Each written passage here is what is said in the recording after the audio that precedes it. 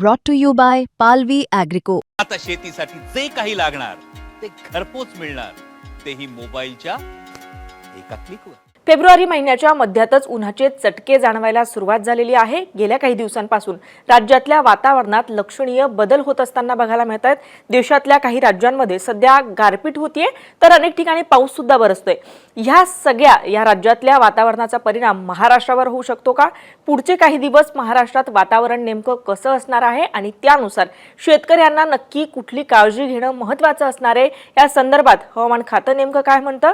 हवामान खात्याचा कुठे कोणता अलर्ट असणार आहे, कुठे सगळ्यात जास्त तापमान असणार आहे, हीटवेव्ह सगळ्यात जास्त कुठे असणार आहे, हेच आपण या व्हिडिओच्या माध्यमातून पाहणार आहोत। नमस्कार, मी छाया आणि आपण पाहताय वेदर रिपोर्ट। तर राज्यातलं वातावरण कसं असेल हे जाणून घेण्यासाठी आपण सगळ्यात आधी ही सॅटेलाइट इमेज बघणार आहोत।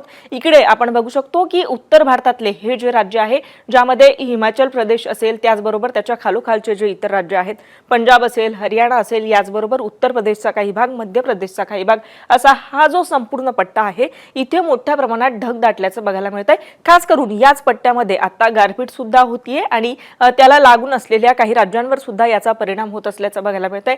तर इकडे सुद्धा आपण बघू शकतो की दक्षिण भारताचा जो भाग आहे, इथे सुद्धा मोठ्या प्रमाणात ढग दाटल्याचं आपल्याला बघायला मिळतंय। वारे वाहताना इथे सुद्धा आपल्याला बघायला मिळतंय। या सगळ्याचा परिणाम म्हणून नक्की कुठे आता काय स्थिती आहे हे आपण पुढच्या स्लाइडच्या माध्यमातून बघू शकतो। इथे आपण बघू शकतो की या मॅपमध्ये अनेक ठिकाणी अलर्ट हवामान खात्याकडून देण्यात आलेला आहे।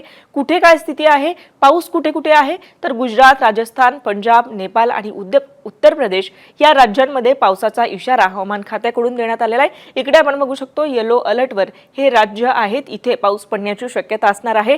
तर पुढच्या स्लाइडच्या माध्यमातून आपण बघूयात की गारपीट असण्याची शक्यता कुठे कुठे असणार आहे। तर हरियाणा, उत्तर प्रदेश आणि मध्य प्रदेशच्या काही भागामध्ये गारपीट होणार असल्याची शक्यता असणार आहे। आता सुद्धा या राज्यांमध्ये वातावरण थंड आहे, थंडीचा जो पारा आहे तो तिथे घसरलेला आहे। पाऊस काही ठिकाणी बरसतोय आपण मगाशी बघितल्याप्रमाणे। तर हे जे राज्य आहेत जिथे ऑरेंज अलर्ट दिलेला आहे, त्यामध्ये उत्तर प्रदेशचा काही भाग, मध्य प्रदेशचा काही भाग आणि हरियाणा राज्याचा ज्यामध्ये समावेश होतो, तिथे पुढचे काही दिवस गारपीट होणार असल्याचं सुद्धा हवामान खात्याने म्हटलेलं आहे। त्यानुसार महाराष्ट्रावर याचा काय परिणाम होऊ शकतो ते सुद्धा आपण पुढच्या ग्राफिक्सच्या माध्यमातून बघणार आहोत। मात्र त्यापूर्वी आता महाराष्ट्रातलं वातावरण नेमकं कसं आहे, तर आपण बघू शकतो धुळेमध्ये आता निचांकी तापमान 12 अंश सेल्सिअस इतकं आहे।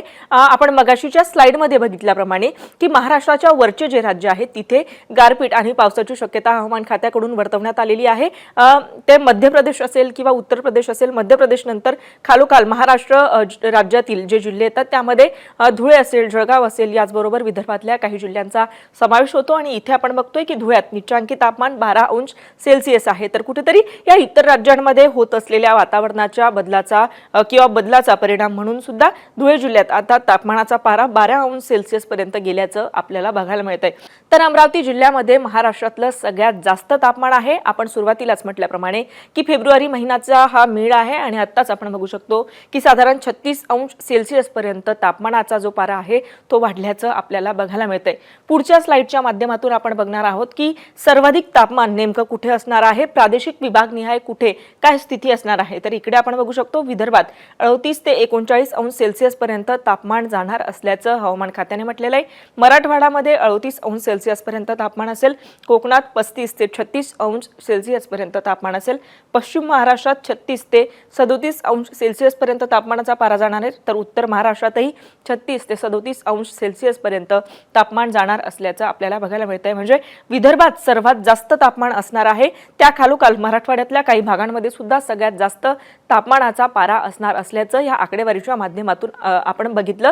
आत्ताच्या घडीला तिथे सर्वाधिक तापमान आहे आणि पुढच्या काही दिवसात सुद्धा हीच आकडेवारी असणार आहे असं हवामान खात्याने म्हटलेलं आहे। आता ह्या सगळ्यानुसार शेतकऱ्यांनी कुठली काळजी घेणं महत्त्वाचं आहे ते सुद्धा हवामान खात्याकडून सांगण्यात आलेलं आहे। तर सगळ्यात महत्त्वाचं म्हणजे पिकांना पाणी व्यवस्थापन करणं हे गरजेचं आहे।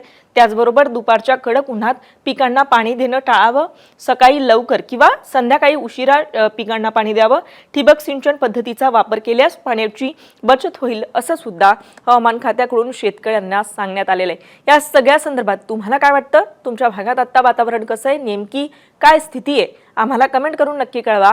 आणि मुंबई तकला जर आपण नवीन असाल तर मुंबई तक चॅनलला सबस्क्राईब करायला विसरू नका। हा व्हिडिओ पाहिल्याबद्दल धन्यवाद।